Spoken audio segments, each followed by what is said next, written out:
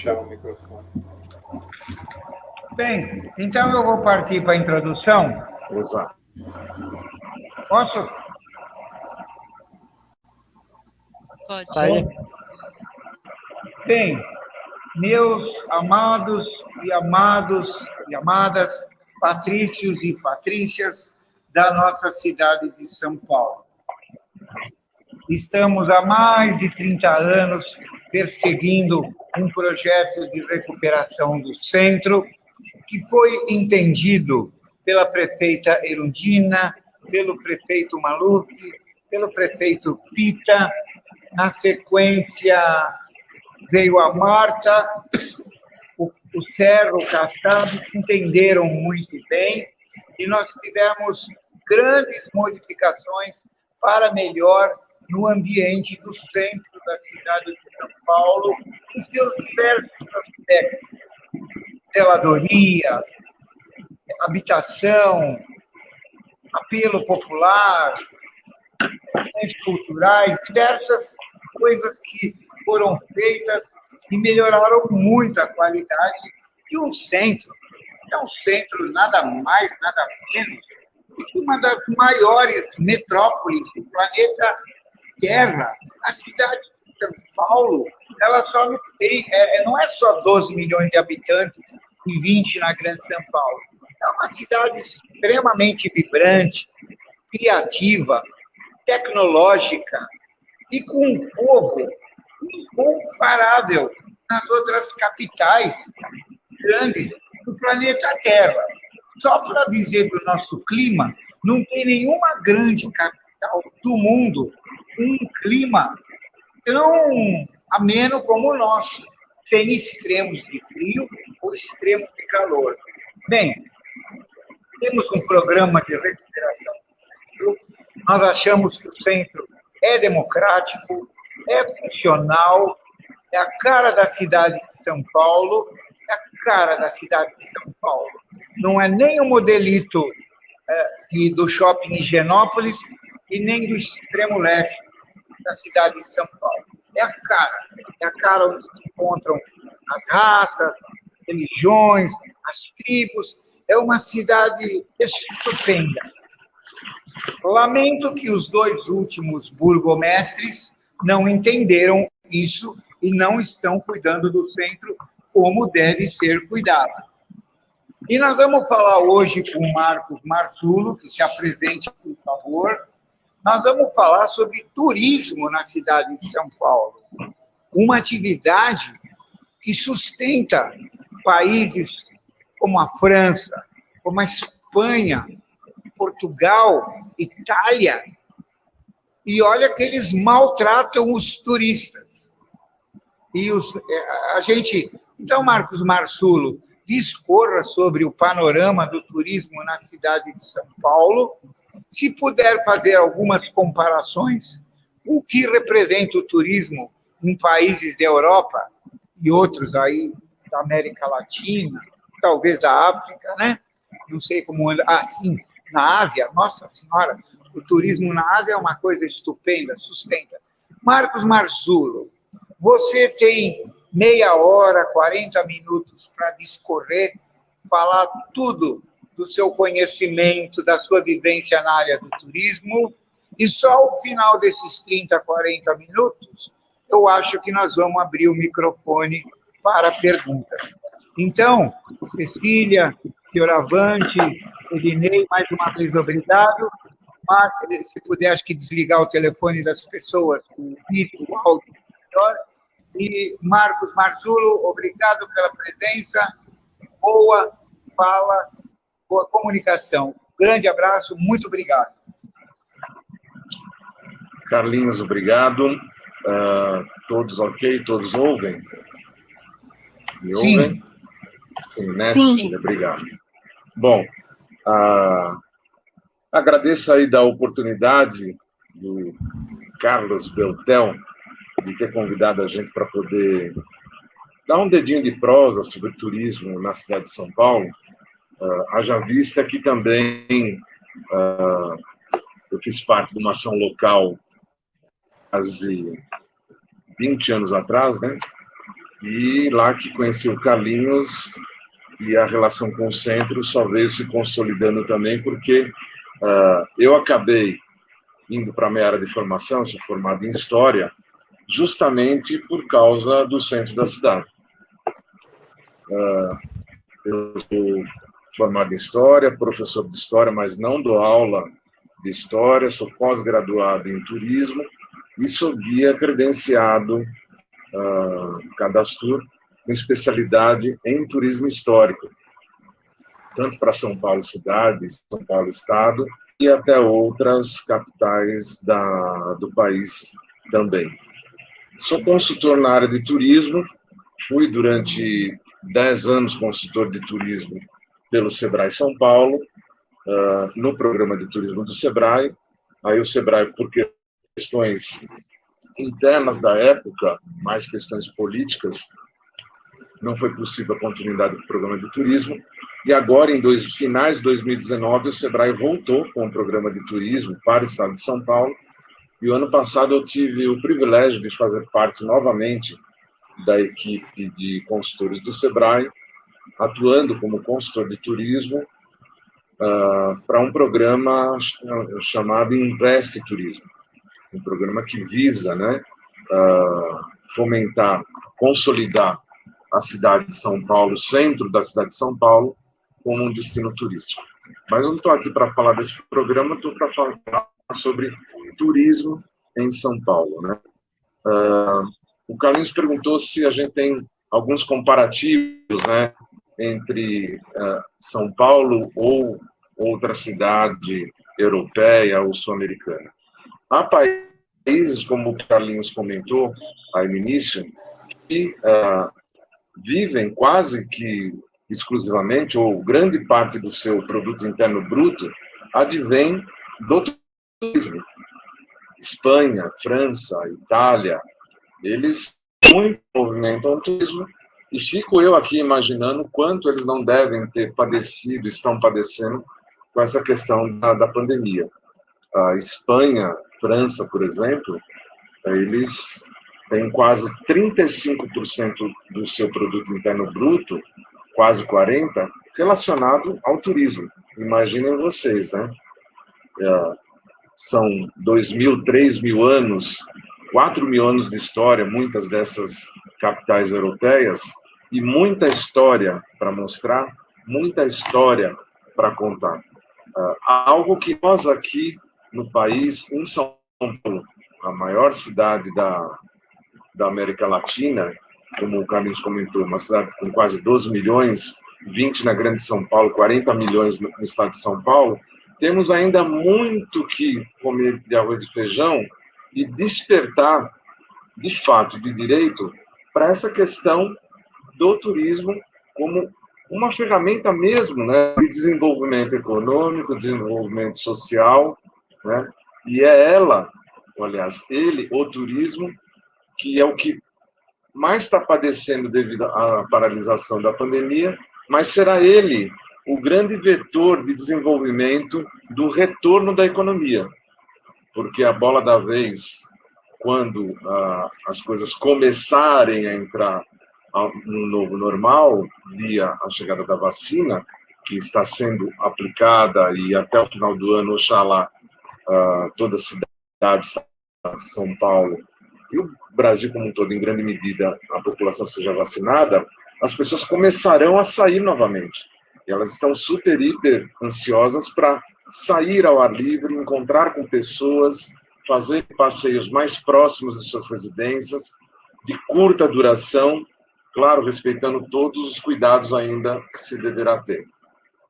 Então, nós temos uma grande possibilidade. Mas como a gente potencializar isso e despertar para o que significa o turismo para a cidade de São Paulo? Uma cidade que é composta por 72 etnias na sua formação, que recebeu e ainda recebe as pessoas de toda parte do mundo, de toda parte do país aqui. Eu, enquanto da área de história, muito trabalhei com memória e entrevistei muita gente há esses 26 anos de trabalho na área. E entrevistei muitos migrantes que vinham ou do norte, nordeste, ou do sudeste. Vários deles falavam para mim, né? São Paulo é a terra prometida. São Paulo é a Palestina. Uma vez na vida, todo mundo tem que ir para São Paulo, porque São Paulo é a terra de oportunidades. E a gente sabe, né, a tradição, São Paulo é a capital do trabalho. E é talvez por causa desse estigma de ser a capital do trabalho que nós não tenhamos sido educados, né, educados no bom sentido, tá, gente? E ter sido mostrado para nós tudo que a cidade tem voltado às questões de lazer, de cultura, de entretenimento. E o turismo faz parte dessa tríade. Porque a gente, em São Paulo, a gente só tem olho para o trabalho, cabeça para o trabalho. Isso vem mudando? Vem mudando, mas ainda muito lentamente. E a gente precisa perceber que nós podemos, né, associar o nosso trabalho à questão do lazer, porque vem ao longo das décadas sobrando mais tempo no nosso dia a dia do que em relação a décadas atrás. Então, nós temos mais tempo para estar com a família, estar com os amigos, happy hour, e por que não passear pela cidade, né? Só que para a gente fazer isso, a gente precisa ter o desejo de, né? Então, para vocês terem uma ideia, eu fui funcionário da Infraero, que administra os aeroportos no país, que é ligado ao Ministério da Aeronáutica. Isso já fazem mais de 20 anos. E numa pesquisa da Infraero, 72% daqueles voos que fazem escala em São Paulo, lembrem, né, é a porta do mundo em relação à aeroportuária. As pessoas vêm para cá e se vai para algum local do país, a posterior, vão fazer escala normalmente. Então, vem para São Paulo, desembarcam aqui para fazer uma escala. 30% desses 72% das pessoas, 72% dos voos que ocorrem no país são São Paulo, é isso que eu queria dizer. E 30% desses 72% dos voos fazem escala aqui. Eles param ou para fazer troca da aeronave ou esperar a conexão. Desses 30%, 20% ficam na capital, em média, 3 dias. 3 dias. 3 dias. E chegam a percorrer até 300 quilômetros de distância para querer conhecer qualquer lugar. E muitas vezes nós não estamos preparados para isso, para o bem receber dessa população. Então, veja só o potencial que nós temos, né? E a gente, será que conhece mesmo a capital? Porque olha quanta gente participando hoje aqui. Isso é ótimo. Isso mostra o interesse, o desejo das pessoas quererem conhecer a capital.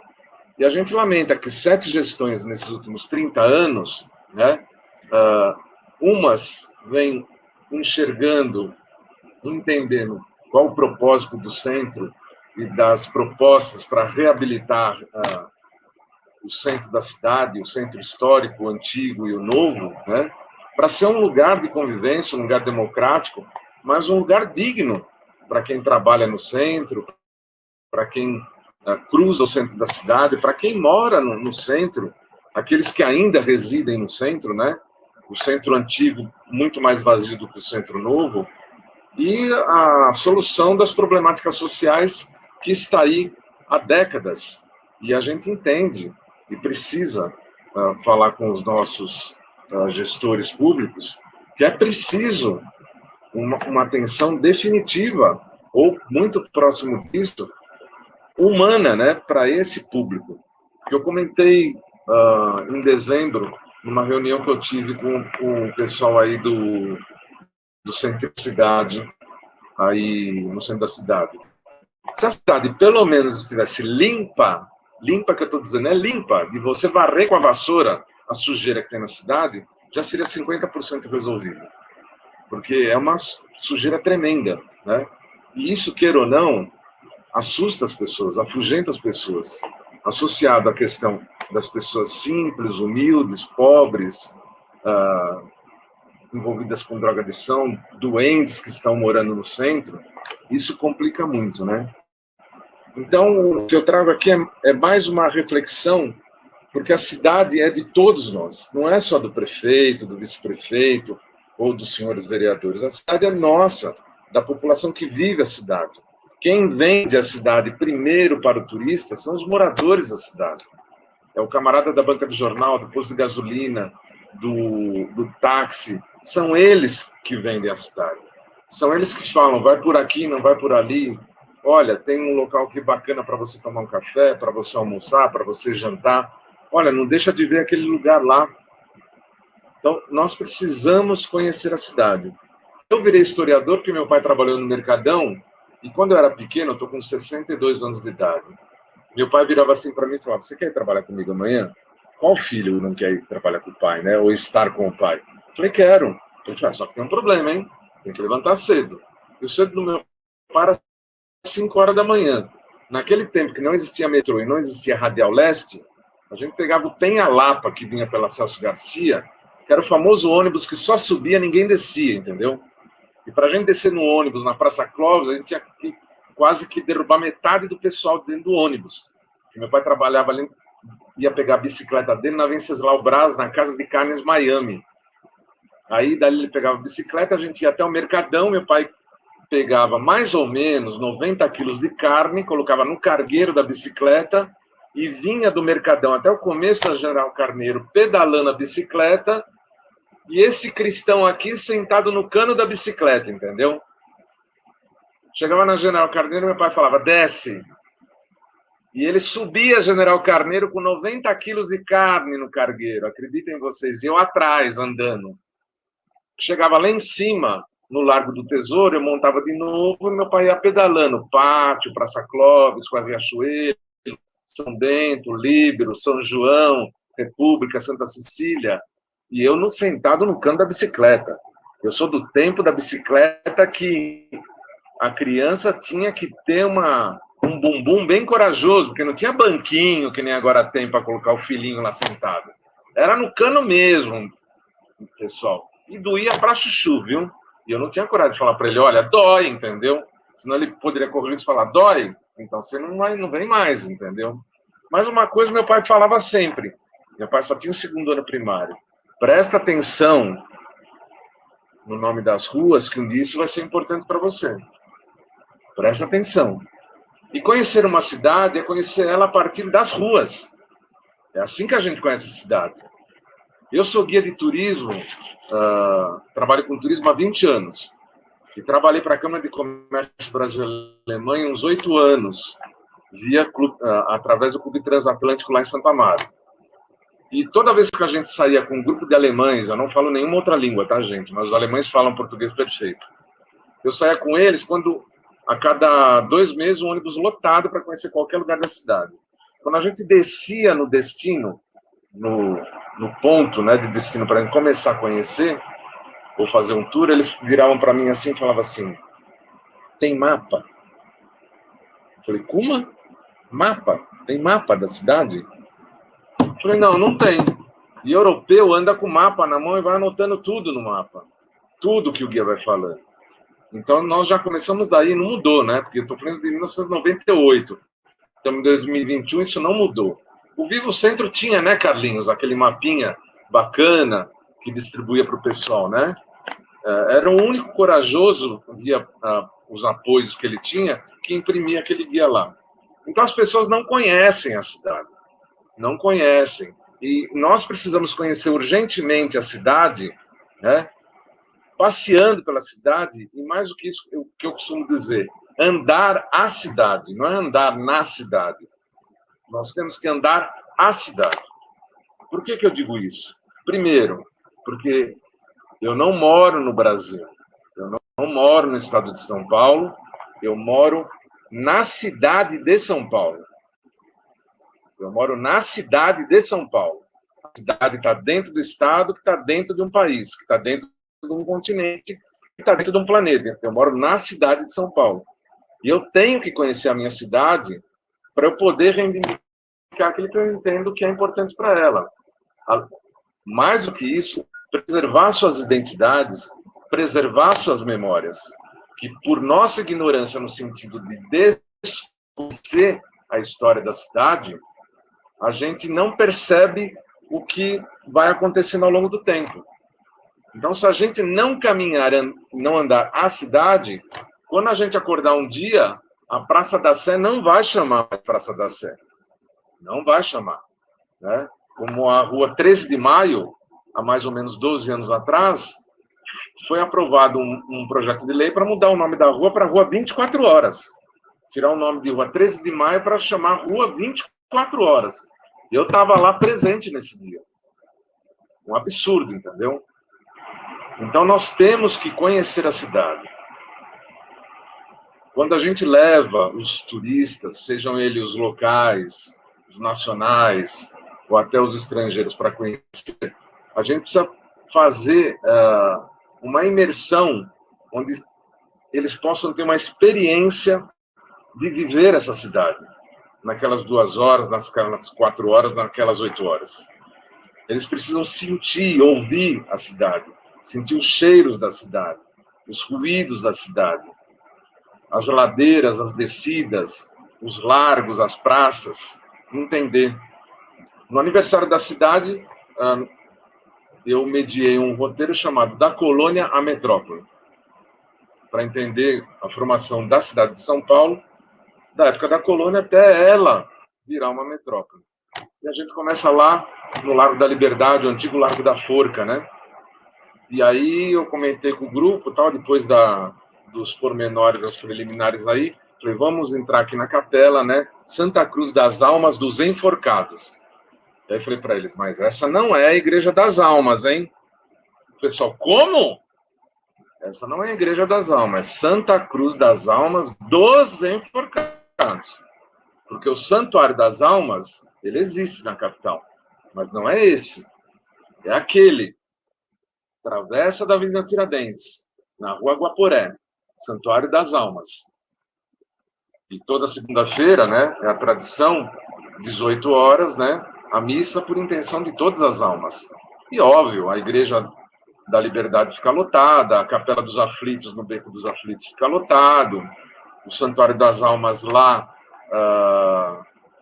na Avenida Tiradentes, ali já é mais parido que luz, fica lotado, entendeu? Não tenha dúvida. Mas a Igreja das Almas não é a da Liberdade, é aquela lá. E por que chama Igreja das Almas? Alguém saberia me dizer por que chama Igreja das Almas? Vocês sabiam que no século XVIII, a cidade de São Paulo era ainda café com leite. Era só leite, né? Quando muito, um pouco de farinha de mandioca e arroz e feijão. O café vai começar a chegar lá por volta de 1845, 55, por aí, e vai explodir quase no final do século XIX. E aí vira café com leite. Mas até então era uma vila muito pequenininha, e a cidade, como muitos já devem ter ouvido falar, ela é entrecortada por rios e córregos, que a maioria está canalizado debaixo do asfalto, debaixo de várias edificações aí. E o caminho do Guaré, que é a Avenida Tiradentes, que ele vai direto até o Rio Tietê, para ir para o lado de lá do rio, né? Que o lado de lá do rio, da Zona Norte, em Tupi-Guarani, significa Mandaqui. Os índios, quando iam para o lado de lá do rio, falavam Mandaqui, que significa do lado de lá do rio. Os paulistas da época, os tropeiros, porque passavam por ali para ir para o norte, para as Minas Gerais, ou para a Corte, né? Ou para Atibaia, para Bragança Paulista, ia pelo caminho do Guaré, saindo da pequena vila de São Paulo, e tinha que atravessar um primeiro rio, que era o Rio Tamanduateí. E esse rio tinha uma pequena ponte. E quando chovia muito em São Paulo, acho que vocês já ouviram essa história, alagava. E quando chovia para valer, destruía essa ponte. Um dia a municipalidade, desde sempre a municipalidade vem dizendo, olha, eu não tenho dinheiro para refazer a ponte, não tenho para manutenção. Baixou um decreto-lei e falou assim, incumba-se a população da Vila de São Paulo para prover os recursos para a manutenção da ponte pequena. Já ouviram esse nome em algum lugar? Da ponte pequena. Da ponte pequena. porque a ponte destruía toda hora quando tinha muita chuva. E os tropeiros que passavam, a população que passava por lá, mesmo em época de chuva, como era precária, não tinha manutenção, há registros de pessoas e cavaleiros e cavalos caírem dessa ponte pequena e morrerem afogados. A população muito condoída por essas pessoas que faleciam na travessia dessa ponte precária pequena, começaram a acender velas no local por intenção de suas almas. Assim nasce a tradição do Santuário das Almas. Aí eu pergunto para vocês, quantos de nós temos o privilégio de saber de uma história dessas? Qual turista não gostaria de saber de uma história dessas? E pasme, né? Eu não tenho nada contra o que eu vou dizer agora, ok? Nós tínhamos a estação Ponte Pequena do metrô. E aí ela virou Estação Armênia. E a outra também história grandiosa do massacre dos armênios pelo Império Otomano e tudo mais. Nada contra. Mas a raiz histórica foi apagada. Porque ali onde tem o metrô Armênia, que era a estação Ponte Pequena, fazia alusão a uma ponte pequena que fez alusão ao Santuário das Almas, a tradução da Igreja das Almas. Só aí você teria umas 2 horas para passear. E quem não conhece Santuário, quando você pega o metrô, que o metrô está indo em direção à estação Tietê, ele passa lambendo a lateral do Santuário. Vão visitar o Santuário lá dentro e me digam o que vai surpreender vocês lá dentro. Vocês vão ver, eu não vou contar. Então, isso é um pedaço de como vai apagando essa memória. Por que vai apagando? Porque a gente não se apropria da cidade. A gente não anda a cidade. A gente não conhece a cidade.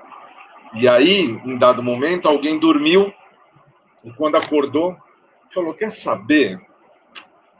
A Rua dos Tupinambás, lá na Vila Mariana, que tinha a cervejaria Brahma, não tem mais a cervejaria Brahma. Vamos tirar o nome de Rua dos Tupinambás e vamos colocar agora a Rua Doutor Eduardo Amaro, que foi diretor do Hospital Santa Joana. Gente, Rua dos Tupinambás. Está fazendo alusão a quê? A um marciano, a um venusiano, ao pessoal de Brasília, ao pessoal da América do Norte, a quem morava, quem residia, os donos da terra naquela região, os Tupinambás, que é a raiz da fundação da Vila de São Paulo dos Campos de Piratininga. Apagaram em 2002 essa memória. E na história a gente tem uma máxima, de tanto você repetir uma história, ela vira verdade. E aí as pessoas vão acreditar que aquilo é verdade. O túnel é 9 de julho, não é Elias Kutaiti. Nada contra o doutor Elias Kutaiti, mas é 9 de julho. Né? A ponte é Vila Maria, não é Jânio Quadros. A ponte é Vila Guilherme, não é Otto Kurt Baumgart. A ponte é Cruzeiro do Sul, não é jornalista Ari Silva. A ponte é das Bandeiras, não é senador Romeu Tuma. A ponte é Freguesia do Ó, não é Padre Noé Rodrigues. Aí você pega um táxi, um Uber, e fala para o motorista, me leva até a ponte Padre Noé Rodrigues. 1 hora vai, né? De tanto você repetir, vai virar uma verdade aquilo lá. Mas, gente, o que é consagrado não se mexe. É a mesma coisa que a gente querer insistir em chamar o Pelé de Edson Arantes do Nascimento. Ele é Pelé, porque ele é o Pelé. Assim como o Lula é Lula, entendeu? E outros que tais são o que são, porque é a tradição popular. Só que nós só vamos conseguir entender isso a gente andar a cidade, conhecer a cidade, ir para além do triângulo histórico. Tem muita gente que nem entende o que significa o triângulo histórico, que mal consegue visualizar que o triângulo é o início de uma cidade medieval portuguesa, outrora, né? Porque foi construída nos moldes da metrópole, Portugal, porque nós fomos colonizados pelos portugueses. São Bento, 15 de novembro e Rua Direita. O pessoal não sabe que a Rua Direita é a mesma rua de Santo Antônio, lá no Bexiga. Não sabe que é a mesma rua, porque a rua chamava Rua Direita de Santo Antônio. Só que com o crescimento da cidade, aterramento do Morro de Santo Antônio, o Morro de São Bento e outros morros sendo aterrados, foram picotando esses trechos, esses caminhos, e isso foi desaparecendo do nosso cotidiano. Então, o que a gente quer convidar todos vocês é o desejo de querer conhecer essa cidade. Não só nós, enquanto população que trabalha na cidade, mas até mesmo nós, aqueles que são também empresários, empreendedores, e que precisam saber, no meu ponto de vista, até para que possam reivindicar melhores condições, saber sobre a gênese dessa cidade, porque toda hora entra alguém no seu estabelecimento e pergunta: você sabe me dizer como é que eu chego na 25 de março? Né? Março agora, dia 25 é aniversário da 25 de março. E é 2 aniversários, né, dia 25 de março. Dia da primeira Constituição, da confecção da primeira Constituição Nacional e dia do nascimento de Nossa Senhora, 25 de março. Nascimento não, dia que Nossa Senhora ficou grávida na religião católica de Nosso Senhor Jesus Cristo, 25 de março, que é a padroeira dos árabes. Por isso que os árabes, na 25 de março, veneram por demais Nossa Senhora, e tem uma igreja ali na rua Capitão Cavaleiro Basílio Jafé, de Nossa Senhora. Essas histórias precisam ser trazidas à tona, para que não apaguem essa memória. Para que a gente saiba o que é Rua 24 de Maio, o que é Rua 7 de Abril, o que é Barão da Piratininga, o que é Anhangabaú, o que é Benjamin Constant. E nós temos várias cidades dentro de uma cidade só. Porque a nossa cidade, o núcleo dela, a gente grosseiramente diz, é o triângulo histórico. Mas se a gente for ver os bairros que abraçam o distrito da Sé, nós temos outras cidades. Nós temos, de um lado, Luz, Bom Retiro, temos Campos Elíseos, República, Santa Cecília. Dando a volta, a gente vai chegar Liberdade, Cambuci, Sé. Dando a volta mais embaixo, Brás. São várias cidades dentro de uma cidade.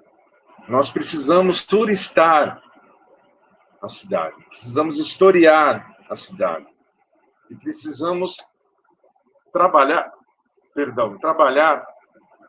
para que a gente tenha insumos que identifiquem os patrimônios.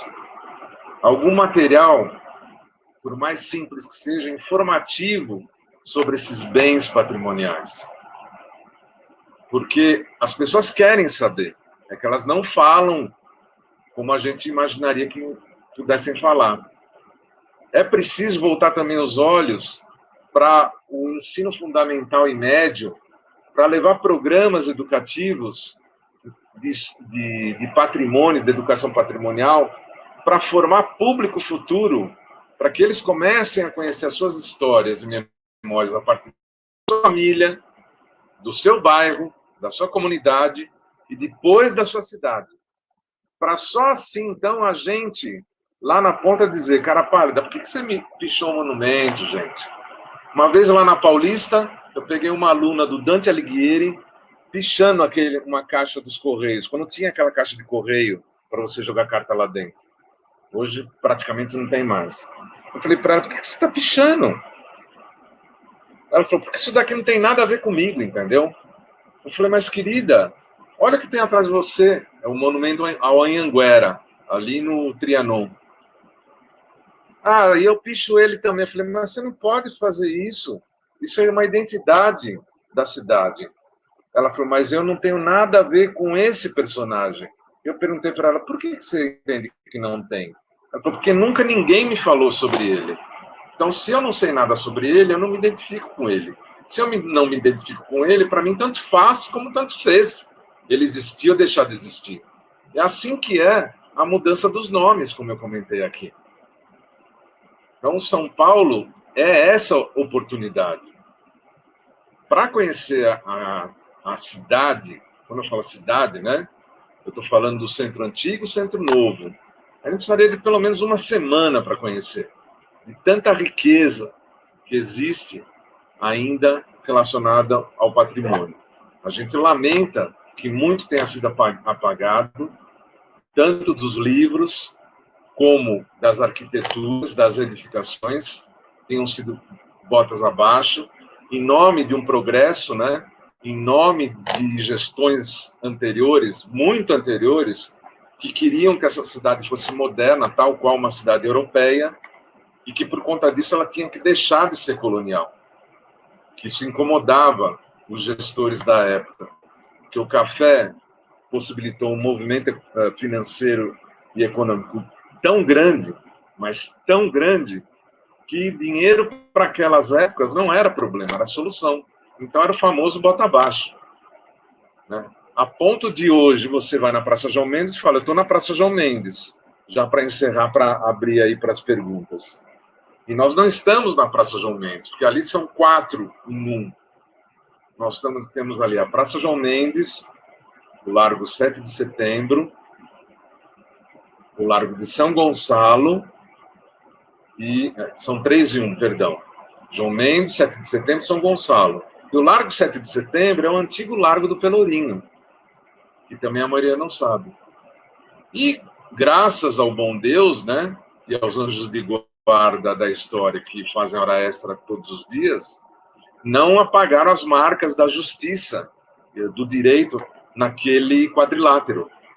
Porque ali começou a nascer a cidade jurídica e administrativamente, com a casa de câmara e cadeia, e uma igreja, que era a Igreja dos Remédios, que ficava na outra ponta da João Mendes, ali quase com a Conselheiro Furtado. Na reurbanização da João Mendes para a construção do futuro fórum, que se deu anos depois, mas no meio dos anos 40, rasgaram aquelas praças e ficou uma coisa só. Mas se você for lá, tem a placa dos 3 logradouros. Quem conhece isso? As pessoas não conhecem. Quem sabe que a Igreja de São Gonçalo, uma vez ao mês, reza, né, um ofício, uma missa em japonês para os orientais que ainda moram e vivem, né, os nipônicos, na liberdade, e agora coreanos e chineses também. Na verdade, quem sabe por que os japoneses estão na liberdade? Que é graças aos estudantes da Faculdade de Direito do Largo de São Francisco, que tem a ver tudo com a Rua dos Estudantes. Quem sabe? Quem sabe por que São Paulo foi escolhida para ter o primeiro curso jurídico do país? Quem sabe? O pessoal vai ficar atônito ao ouvir que São Paulo foi escolhido, porque a província, então, de São Paulo, na época, né, era, segundo os gestores federais, onde melhor se pronunciavam as palavras do português. E para ter um curso jurídico, para defender, né, uma ideia, uma tese, um réu num tribunal, as pessoas teriam que entender claramente aquilo que o promotor ou advogado de defesa estariam dizendo. São Paulo foi escolhido por causa disso. Foi escolhido também porque fácil acesso ao Porto de Santos e às províncias do sul do país para chegar até aqui. E Recife foi escolhido como segundo local do curso jurídicos para atender as províncias do norte. Mas essas curiosidades que fazem de São Paulo esse mosaico todo que rapidamente eu procurei falar para vocês. E para levar a gente a refletir essa questão urgente do apagamento da nossa memória.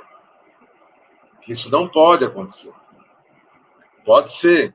Eu vou virar adubo lá do cemitério da Vila Alpina um dia, entendeu?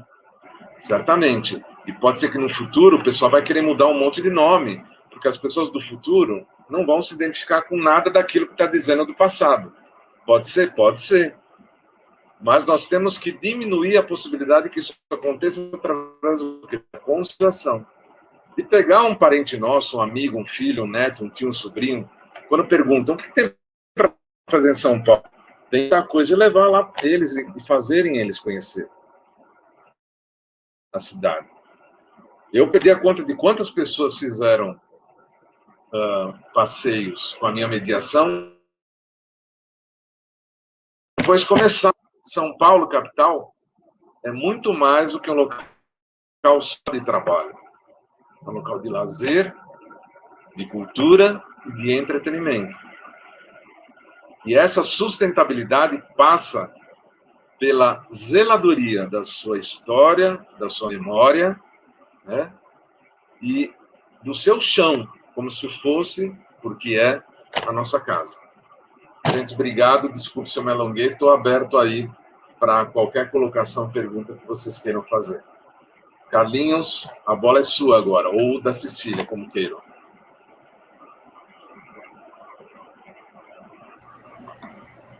Obrigada. Alguém tem alguma pergunta? Eu teria. Não Teria? tem mais? Tem. Ô, Marcos, obrigado, cara. Me emocionei com as tuas explicações sobre a tua história aí com seu pai. Agora, eu tentei, junto com alguns amigos conhecidos da caminhada, como o Fernando Freitas, ele me falou de um projeto de reconhecimento do potencial turístico do Vale, a região de Taubaté e tudo mais, e isso me trouxe um levantamento profundo do turismo no Brasil, que a gente vê como é a questão eu estava até procurando aqui no computador os números que eu pesquisei, né? Mas é assim, um negócio muito absurdo. O Brasil, até 2017, 2016, gastava coisa de 18 milhões de dólares por ano para publicizar o Brasil no mundo. Aí você pega, por exemplo, uma Bolívia, uma Colômbia, ou até mesmo República Dominicana, os caras gastam coisa de 32, 40 milhões, a Argentina 70 milhões, o México 210 milhões de dólares por ano para publicizar isso. O Peru passa todo mundo. Então, a gente vê que dessa análise que eu fiz, a ideia era fazer um mapeamento, e acho que já tem um monte de aplicativos saindo aí, fazer um mapeamento do turismo brasileiro e através de aplicativos para as pessoas poderem circular, né? A gente não tem isso. E isso é política pública, né? Como é que nós como sociedade, podemos, dentro de tudo isso que você falou, trazer quais seriam as ideias para a gente poder potencializar isso, não só através de uma caminhada noturna, que é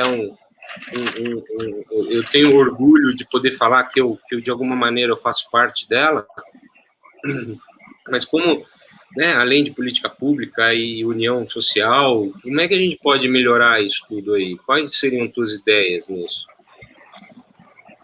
Então, vamos lá. Eu comentei o Marcos Mazzulo, alô? Eu. Vamos deixar...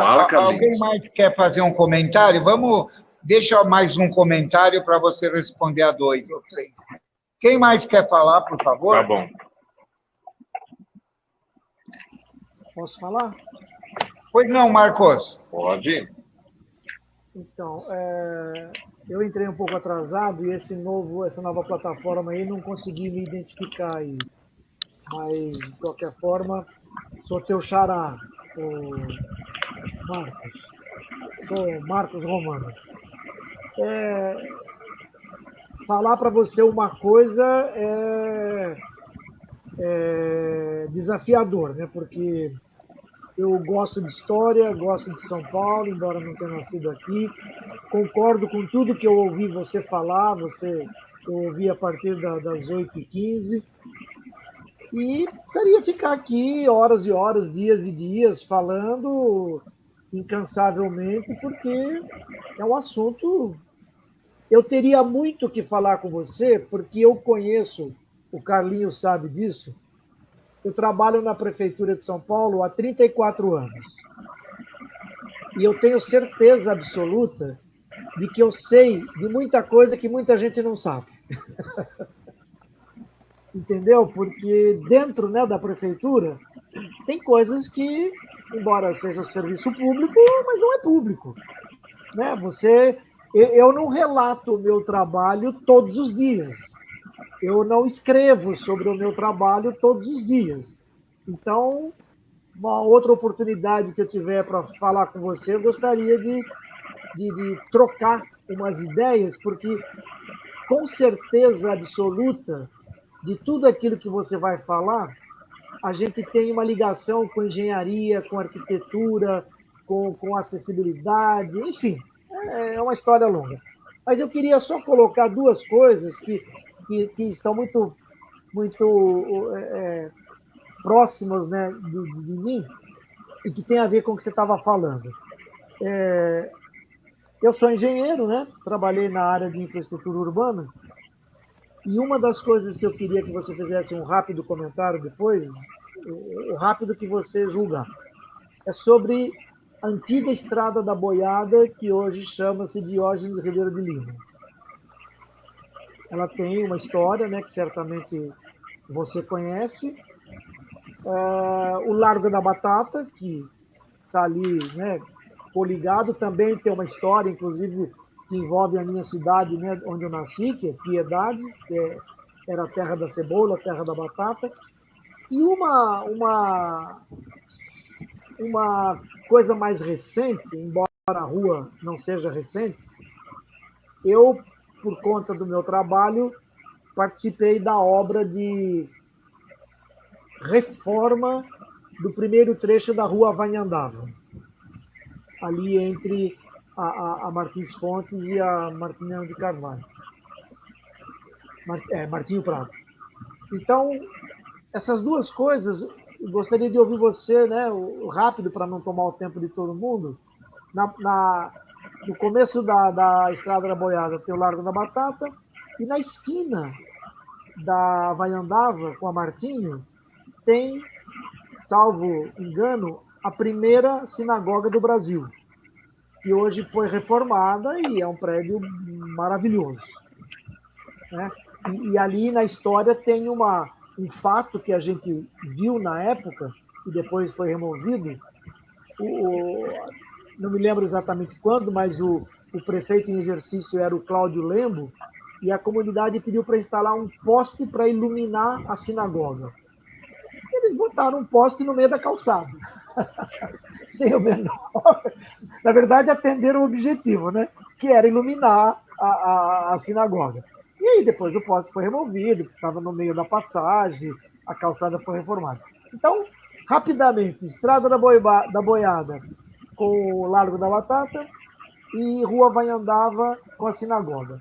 E se depois você deixar aí os seus contatos, certamente eu vou propor de a gente conversar pelo resto da vida. Obrigado, Marcos. Muito obrigado aí. Mas vamos lá, então. Posso, Carlinhos? Posso agora? Foram duas perguntas. Posso, né? Então vamos lá. Para o André e para o Marcos. Eu comentei no início da minha fala que eu trabalhei ano passado como consultor do Sebrae para um programa chamado Invest Turismo. É um programa do governo federal, via Ministério do Turismo, a antiga Cadastur, a antiga Embratur, e Sebrae como parceiro, aonde o Sebrae colocou 400 milhões de reais. E esse programa, que não é do Sebrae, o Sebrae é um parceiro, porque o Sebrae trabalha com questões de empreendedorismo, né? É o famoso e tão, por vezes, criticado Sistema S, que é Senac, Sesc, SESI, Senar, Sebrae e assim por diante, visa consolidar destinos turísticos no país. E no país foram elencados através de relatórios do Ministério do Turismo, né, da Embratur, 34 destinos turísticos, 34. Já são conhecidos, mas que o governo federal quer o quê? Que eles se consolidem, que as pessoas que já conhecem esses destinos queiram voltar para esses destinos. Quem não conhece, que se crie o desejo para elas conhecerem.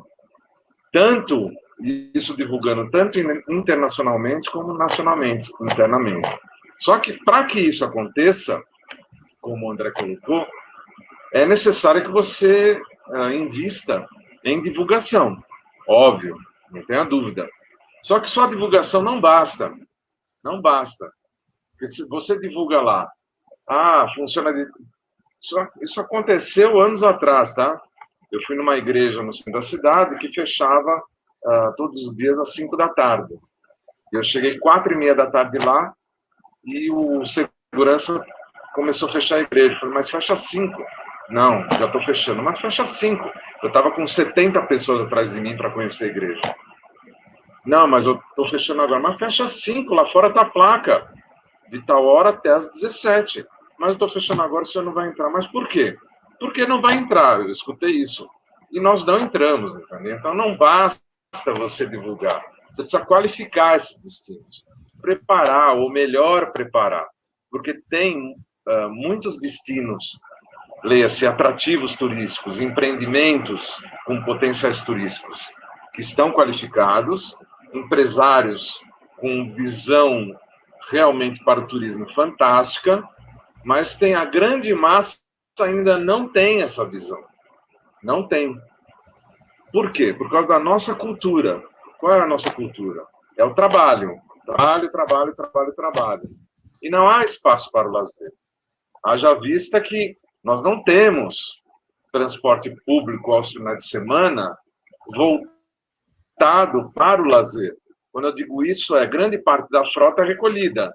E se as pessoas que não têm carro quiserem atravessar a cidade para ir no Autódromo de Interlagos, no Solo Sagrado, ou no Parque do Carmo, vindo de Parelheiros, vai demorar um tempão no ponto de ônibus. Por quê? Porque o nosso transporte não é voltado para o lazer. E o turismo está dentro do lazer.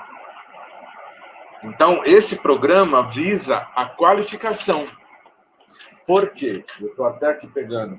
Porque é necessário fazer um trabalho de sensibilização turística, tanto com a comunidade quanto com os empreendimentos. Precisa uma integração regional e de cooperação entre todos os envolvidos. Tá? Precisa melhorar e capacitar os guias de turismo, que tem guias muito bons aí no mercado, muito bons. Né?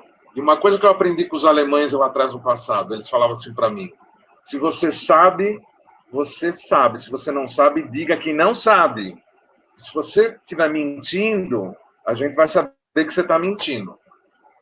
E não é vergonha nenhuma um guia de turismo que não sabe a informação dizer, olha, eu não sei, eu posso pesquisar e retorno. Atendimento e hospitalidade, capacitação de todas as formas, entendeu? E naquilo que eu acredito maior, que é o trabalho através da educação. Então, como é que a gente pode fazer alguma coisa no sentido de procurar mudar isso a médio, longo prazo, algumas coisas até a curto prazo? Eu, no meu ponto de vista, no que eu acredito piamente, entendeu? É através de ações educativas. E não necessariamente só através das escolas, do ensino público. Ações educativas também com a própria comunidade. Que ela seja parceira, né, do turismo. Porque são os empreendimentos, o restaurante, o museu, a igreja, a roda de samba, a escola de samba, grupo de choro. É um empreendimento onde estão esses atrativos que qualifica o destino. Então eu vou até Parelheiros, porque lá tem um grupo de pagode muito bom, que só acontece lá. Um grupo de samba tradicional, na Casa de Fatel, lá no Lago do Parelheiros. Eu vou até lá. Mas só que é a comunidade, por isso que eu falei que a cidade é nossa em primeiro lugar. É a comunidade que vai qualificar o caminho para chegar até esse atrativo. Se a comunidade não se sentir envolvida, não vai resolver. A gente vai mapear os vários potenciais turísticos que tem, empreendimentos, patrimônios, vai entregar para quem de direito, mas vai esquecer de chamar o protagonista. Eu digo isso porque há uns 10 anos atrás, eu em Campos do Jordão, visitei o Convention Bureau, e o presidente do Convention Bureau falou para mim, você podia apresentar uma proposta para a gente verificar um problema que acontece aqui na cidade? Eu falei, qual o problema? Eu conheço Campos há 40 anos. É que a população local não gosta do Festival de Inverno do Campos do Jordão. Não gosta. Não gosta, não gosta e não gosta. E eu fui lá fazer uma pesquisa, né? Porque para eu apresentar uma proposta, eu preciso escutar a cidade, né? Ainda mais eu que sou de fora, forasteiro. Qual é a surpresa? A população, até hoje, ela fala assim, só lembram da gente para limpar a sujeira que fica depois do Festival de Inverno. Mas ninguém convida a gente para comer uma fatia do bolo. Porque a população é a personagem também do festival. Ela é a cidade. Então, nós temos que aproximar a comunidade desses patrimônios, desse conhecimento. E como é que a gente faz para que essas questões mudem? Eu uso outra brincadeira muito interessante, que é você precisa criar fama de santidade, porque nós não somos santos, né? Então, é aquela história. Antigamente, alguém para virar santo levava uma média de 350 a 400 anos para virar santo. Hoje, o Vaticano já está nomeando gente viva como santo, entendeu? Que eles não escutem alguns gestores públicos brasileiros, entendeu? Porque senão vão dar indicação de cara que está vivo ainda para virar santo. Como é que você vira santo? Criando fama de santidade. Então, como é que eu vou dar voz para essas localidades, voz no sentido de outras localidades saberem do potencial que tem na minha região, da riqueza que tem na minha região? Dando publicidade, publicização.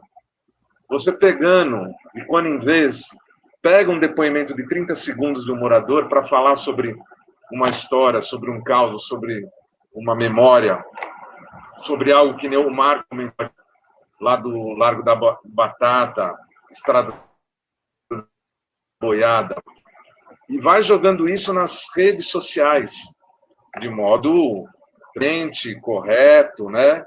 Não é poluir, porque o problema das informações de um bom tempo para cá é uma avalanche de informação, mas o que a gente faz com essa informação?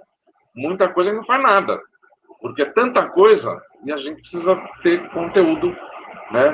Precisa ter substância para isso daí.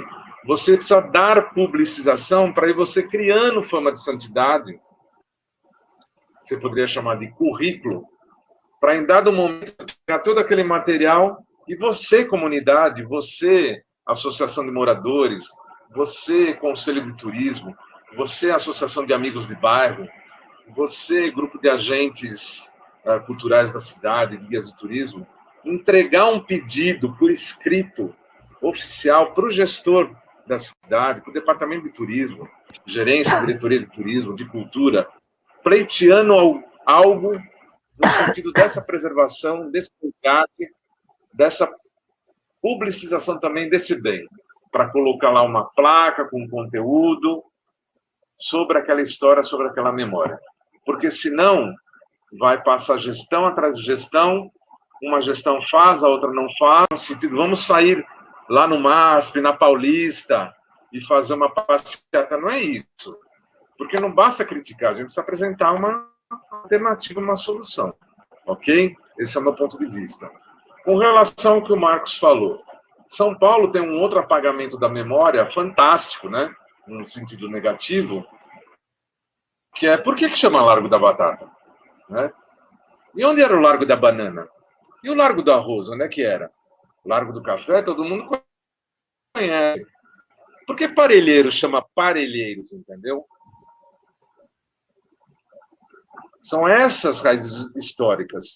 Por que Palmeiras, sociedades Palmeiras?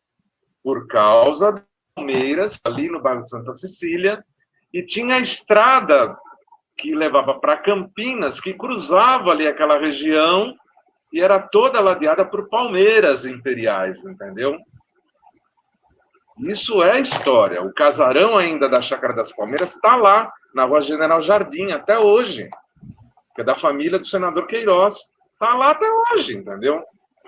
Quem sabe dessa história ligada a um clube de futebol, por exemplo? E a Rua Vanhandava, que está o nome, né? Marco Prado, quem sabe foi o primeiro velódromo paulistano ali, que a família Prado construiu, o primeiro estádio de futebol, quando Charles Miller trouxe a bola, as regras de futebol da Inglaterra, e ali, naquele miolo, Praça Roosevelt e a Vanhandava, se construiu um velódromo, e do velódromo, um estádio de futebol. Por isso que o SPAC está lá até hoje, né? A Sociedade São Paulo Athletic Clube está lá até hoje, encravado lá na Rua Visconde de Ouro Branco, entendeu? Está lá até hoje. E teve o Charles Miller como sócio. Então, é colocar uma luz no patrimônio da primeira sinagoga do Brasil, mas o cidadão, o gestor público, ele tem que conhecer a história daquela cidade, daquele bairro, daquela região que ele vai administrar. Senão, para ele, aquilo não é nada.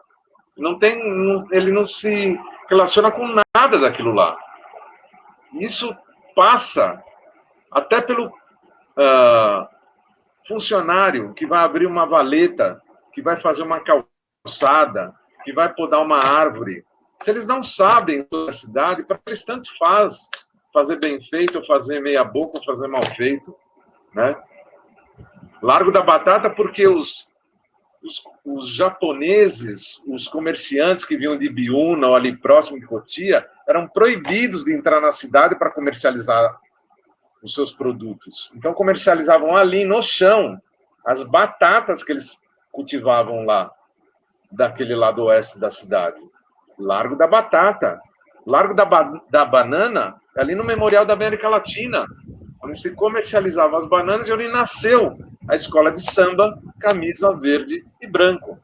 Ali no Largo da Banana, Barra Funda. Na Água Rasa, né? Aqui na Zona Leste, tem o famoso Largo do Arroz, onde se comercializava arroz. E assim vai, nos viadutos, né? Estrada da Boiada, para trazer o gado, né, para a cidade, para vir para o matadouro, para onde? Para o primeiro matadouro, ali onde era o Largo Riachuelo, que é a Praça das Bandeiras, depois para um segundo matadouro que ficava no Largo da Liberdade, né? E depois, devido à questão de mau cheiro, esse matadouro foi para Bela Vista, na Rua Maitá, e da Bela Vista, devido ao mesmo mau cheiro, foi lá para o Largo Senador Raul Cardoso, lá na Vila Mariana. Por isso, Córrego do Sapateiro, né? Que tem a ver com curtume. Olha quanta coisa. Então, esse conteúdo, essa informação, tinha que ser cartilha, né? No desenvolvimento e elaboração de qualquer projeto de lei, ou de projeto urbanístico, ou de uma intervenção urbana, de novas vias, avenidas, praças, largos, teria que, de fato, ser trazido à tona esses conteúdos, para que a gente não lamentasse a posterior a perda desses bens patrimoniais.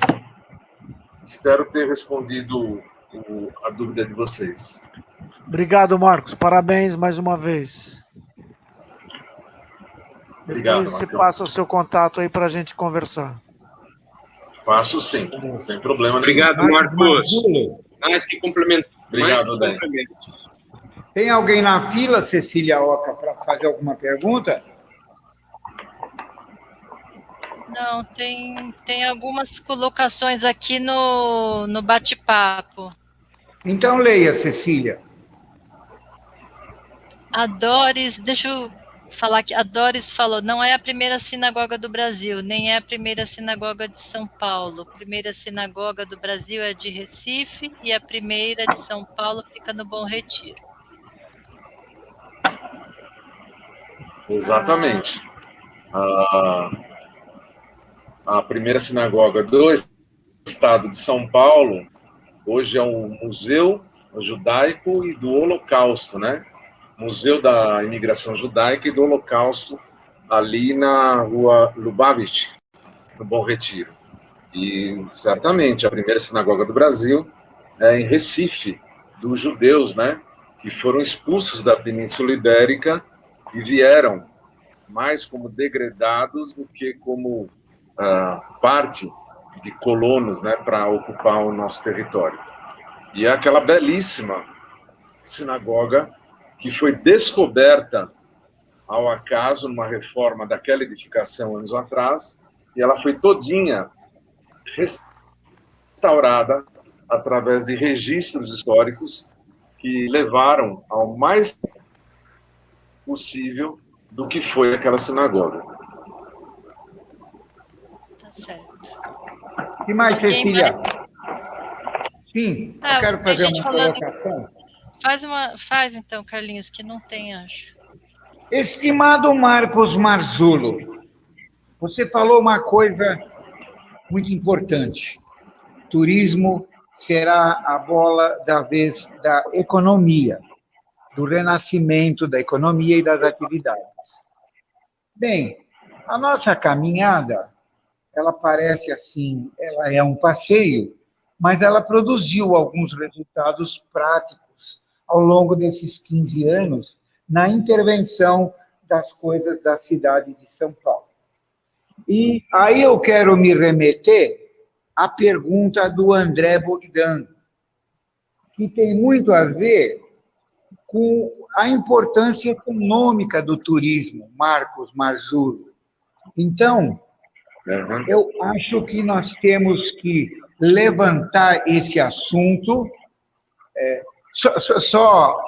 abrindo um parênteses, o próprio Largo da Igreja do Rosário dos Homens Pretos é um lugar esquecido na memória de São Paulo, e a gente tem, eu acho que ali seria o espaço privilegiado para contar a história dos negros na cidade e no centro de São Paulo.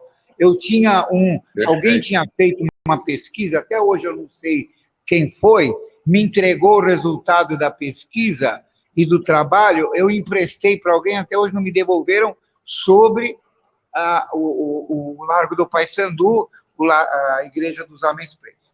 Mas, ô Marcos Marzullo, então eu quero lançar um desafio para você, porque nós temos um prefeito muito ruim, que não nasceu nessa cidade, e vai no que você está falando. Eu tenho falado, mas você me deu a prova. Ele não conhece essa cidade, ele não tem amor por essa cidade, ele botou na sua assessoria amigos de balada em Santos e amigos de pelada na praia. Portanto, a assessoria dele fez essa cagada enorme, que foi o Vale da Anhangabaú. Foi a destruição de uma memória recente, mas uma destruição de um projeto arquitetônico premiado. Olha o que esse prefeito mal informado fez com a nossa memória, pelo amor de Deus. Marcos Marzullo, mas indo ainda na questão que o André Bogdan colocou, eu vou colocar um desafio para você, Marcos Marzullo. Eu acho que nós temos que fazer esse prefeito da cidade de São Paulo entender da importância do turismo e da zeladoria urbana, do cuidado com as pessoas em situação de vulnerabilidade, porque nós precisamos do turismo para gerar renda, para dar emprego para essa juventude, a tal da juventude nem estuda, nem trabalha. Nós precisamos criar oportunidades. A vida da cidade depende das pessoas terem renda, construir o seu presente e o seu futuro. Então, Marcos Marzullo, dá o seu telefone para o Marcos Romano, vamos pegar um dia para sentar, vamos voltar a esse assunto, importância do turismo para a vida econômica. E se o turismo for bom, lógico, todo mundo fala, a cidade tem que ser boa para nós, paulistanos. Então, Marcos, e você falou outra coisa importante, fazer com que o comerciante e o trabalhador sejam um divulgador da cidade.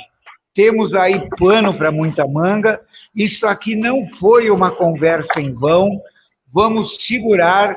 Marcos, você é a pessoa para liderar esse projeto e a gente esfregar na cara de quem ser esfregado e ter um resultado.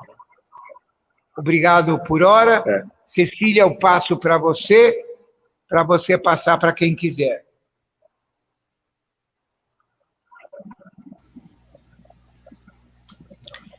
Tem mais perguntas? Se não tem perguntas, Marcos Marsulo, Marcos Romano, André Bogdan, que fez uma pesquisa do que é gasto pelo mundo. Olha, vamos pensar em fazer um projeto, não é? Porque no começo da gestão do Dória, eu fui visitar o vice-prefeito, que era o Bruno Covas. Eu fui visitá-lo com 4 outras personalidades, que eu não quero dizer o nome para não comprometê-las, e eu falei para o então simpático vice-prefeito, pelo amor de Deus, na gestão do Haddad, eu lutei contra esse projeto do Vale do Anhangabaú. Pelo amor de Deus, vice-prefeito, engaveta essa merda.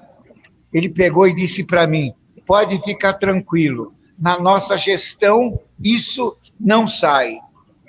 E saiu esse excremento desse projeto, apesar da minha luta no Ministério Público, apesar da ida na Justiça junto com o presidente, matou a cidade de São Paulo. E, mas por que eu estou falando isso? A assessoria dele, não conhecia nada de São Paulo, era de outras cidades, longe. O cara não sabia onde era a Rua Barão Tapiringa, a Praça da Sé. Marcos Marzulo, olha o que a falta de conhecimento que você falou para ter uma cartilha nacional. Olha o que a falta de conhecimento produziu de negativo. Deus nos livre. Um beijo, Marcos Marzulo. Passe para as considerações finais. E, olha, estou esperando você e o Marcos Romano para a gente, assim, varrer a poeira. Fazer um projeto não significa que ele vai ser executado, mas significa que nós vamos botar pó de pirlim-pim-pim na bunda de quem precisa receber esse pó. Marcos Marzulo. Eu agradeço aí do convite, mais uma vez, Carlinhos, e você sempre entusiasta, né? E você parodiando, né? Sem papas na língua, né? Sem papas, né? Eu vou brincar um pouco, tá? Papas em castelhano são batatas, tá? Então você não tem batatas na língua, entendeu? Você fala mesmo, entendeu? Você não tem papas, né? Nem choclo, nem papas, nem nada, entendeu? Choclo é milho, né? Sim. E polho é frango. É o prato principal da Bolívia e do Peru. Choclo com papas é polho, entendeu?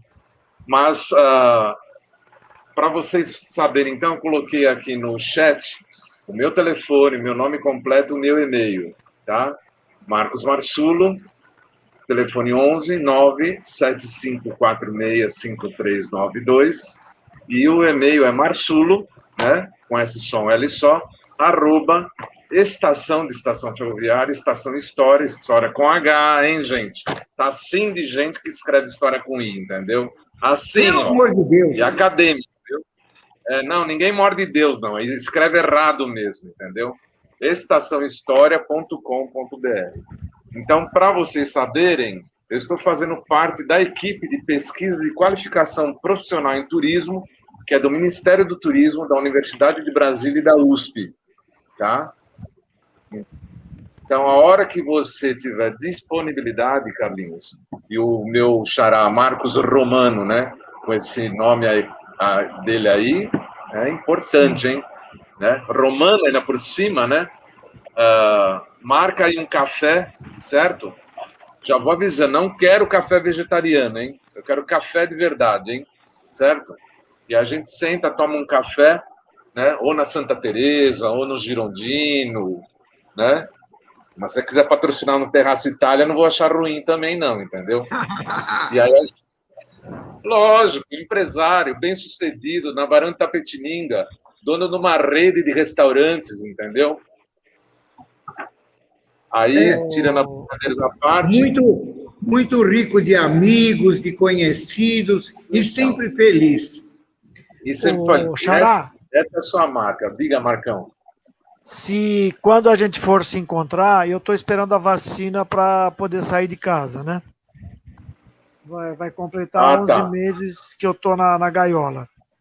E a vacina já está aí, está tá próximo já, e a gente vai marcar um encontro.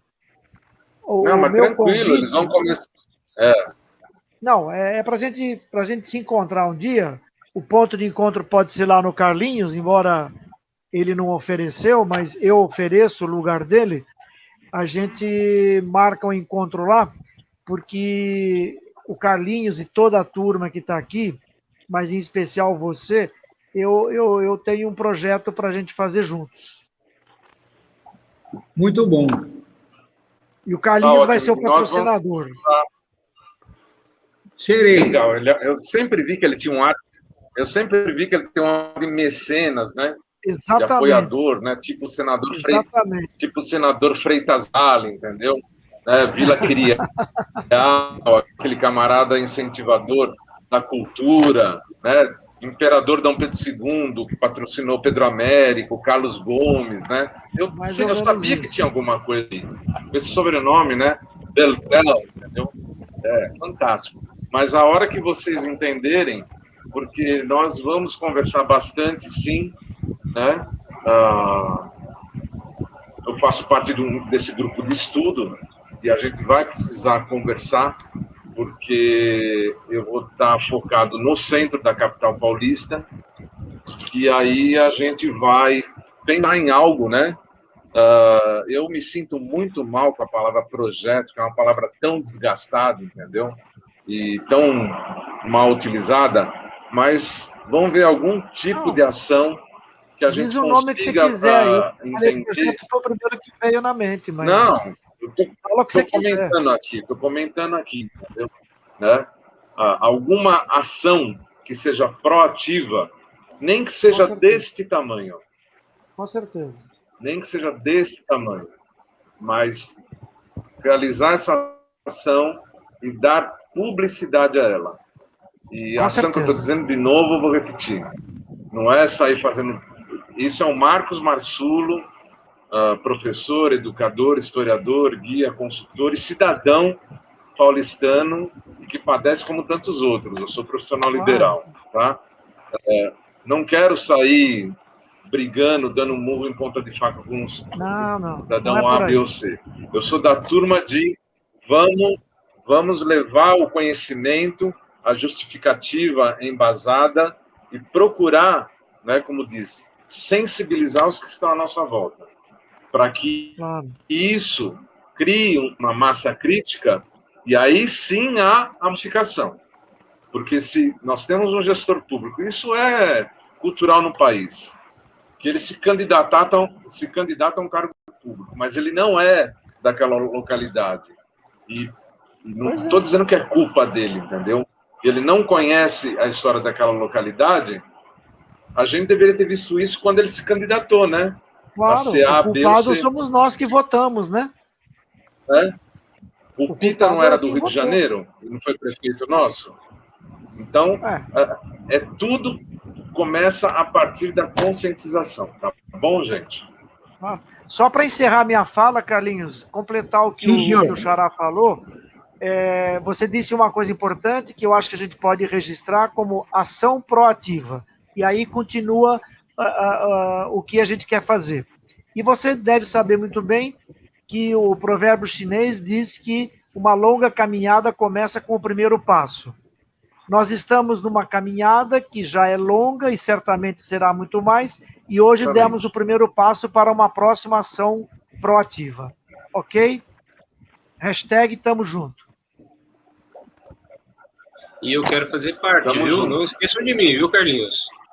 Não, Essa questão de eu botei turismo, acho que um pouquinho do que eu pesquisei, viu, Marcelo? Todos. Um pouquinho que eu pesquisei, Aham. e a ideia do projeto na época, eu gostaria de passar e, se puder fazer parte de alguma. Curiosidade, tá? Eu respondo a todos os apps e todos os e-mails, tá? Perfeito. Vocês podem achar estranho, Parabéns. mas num mundo tão globalizado, né? Tem gente que não faz isso e acha que não tem por onde, mas começa a partir daí. E quem nos escreve, quem nos pergunta, merece o retorno, merece a resposta. Por mais que essa resposta pode não ser o que ele esperava, nós temos a obrigação, né, de dar feedback, de dar esse retorno. Porque eu sozinho não faço, não construo nada. Eu preciso das pessoas, as pessoas talvez precisem de mim, e é essa junção, essa comunidade, né? Essas pessoas que vão fazer algo que precisa ser feito para mudar o estado de coisas. As grandes capitais brasileiras padecem, estão morrendo dia a dia, porque a própria população se afastou do tipo, isso não é problema meu. Pelo contrário, é problema sim, é problema nosso. É tudo problema nosso. Como vamos fazer? É sentar e pensar. Porque há alternativa? Há. Minha falecida mãe dizia, só não há remédio, solução para a morte. Isso é fato. O resto, a gente encontra um caminho. Ou com tratamento, ou com paliativo, uma mudança de postura, proatividade, né? Tem que ter muita proatividade, confiança, desejo de aprender, desejo de querer oferecer alguma coisa, e aí as coisas vão começando a se abrir, vão começando a clarear, porque o turismo é e será o grande vetor de desenvolvimento. E o dia que o Brasil acordar de vez que existe esse potencial gigantesco do tamanho do Brasil adormecido, aí nós teremos uma grande fonte de divisas. Enquanto tivermos essa mentalidade de só de um país de exploração dos bens naturais, nós vamos padecer. Nós temos que começar a olhar para dentro de nós e falar para o outro quem nós somos, e convidá-los a conhecer, convidá-los a tomar um café conosco, convidar a dar uma volta na cidade conosco, ouvir o outro, ouvir os blogueiros, ouvir as agências, os receptivos, os guias, os comerciantes, os donos de restaurante, os motoristas de táxi, as cafeterias, entendeu? Ouvir e sensibilizá-los para trazer para perto de um grupo de trabalho. E na divisão de tarefas, mas com envolvimento e comprometimento, não fica pesado para ninguém, e no médio, longo prazo, há uma mudança.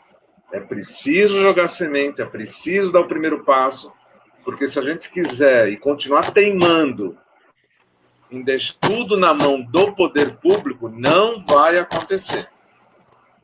Tão cedo não vai. Se teria que levar 5 anos, levará 50. Se teria que levar 50 anos, vai levar 500. Porque nós temos que mudar a cultura. A cultura do nosso comportamento, do nosso envolvimento.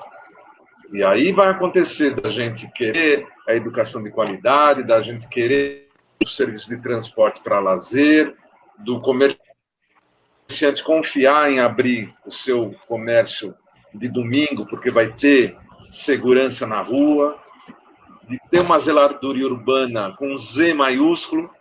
Você não pode ter o entroncamento da Avenida Ipiranga com a Casper Libero, lá no antigo Instituto de Identificação Grundendaut, lá, que é um lixo eterno ali, não passa um caminhão varrendo lá. Não pode, não pode. Nós estamos falando de lixo, não estamos falando de gente. É lixo. E é uma fortuna, né, o edital de recolhimento de lixo na cidade de São Paulo.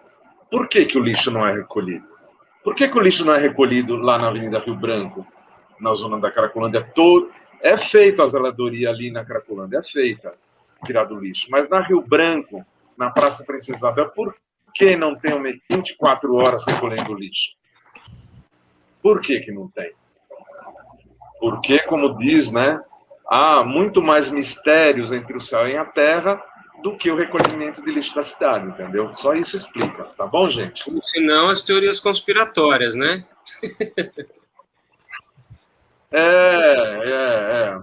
Tem isso também, Odair, tem isso.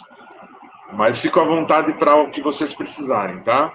Muito bem, Marcos Marzullo, muito obrigado pela sua fala muito inspiradora e como eu confesso que esses 4 anos desse governo me deixaram um pouco abatido na minha vontade de lutar, de pegar na espada e ir para a luta. Mas eu acho que você me clareou, Marcos Marzullo, porque o turismo é um substrato que pode mexer com os brios da gente de paulistano. Pode ser que seja por aí o caminho para repensar o centro com o subprefeito, com o prefeito e com muito estômago para aguentar essa turma.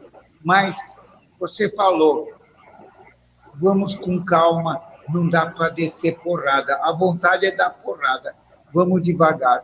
Turismo é um gancho maravilhoso. Obrigado, Marzullo. Vou estar ligando para você, obrigado, Romano e pro Bogdan. Tá bom. Tá bom. Um abraço a todos. Gratidão. Boa noite a todos. Obrigado. Eterna. Obrigada. Um feliz 2021 para todo mundo. Bastante saúde, bastante paz para vocês. Um dia de cada vez, um degrau de cada vez. Tudo isso que está aí vai passar. De um jeito ou de outro vai passar. O que nós também tivermos que passar, não tem jeito, nós iremos passar. Que faz parte da nossa evolução enquanto, né, espíritos que somos, naquela fé que eu tenho. Nós somos espíritos vivendo uma experiência humana nesse planeta. Então, vivamos um dia de cada vez, com coragem, com fé, e ocupemos a nossa mente com as questões do trabalho. Nós ficamos revoltados, ficamos a turma lá da vila. O que é dele está guardado, entendeu? Então, nos preocupemos com o que nós vamos fazer daqui por diante. Outro está guardado. Um abraço a todos. Maktub. Viva São Paulo! Maktub. Viva São Paulo! Viva! Viva São Paulo! Um abraço. Namastê. Namastê. Abraço! Obrigada. Viva! Abraço. Boa. Namastê. Linda caminhada hoje. Obrigado. Um abraço. Maravilha. Um abraço, maravilha. a gente se encontra futuramente Obrigado. aí presencialmente. Um abraço a todos. Boa noite, Tchau. boa noite. Abraço. Boa noite. Se Deus quiser. Boa noite. Até Boa noite, pessoal. Viva São Paulo! Viva! Boa noite.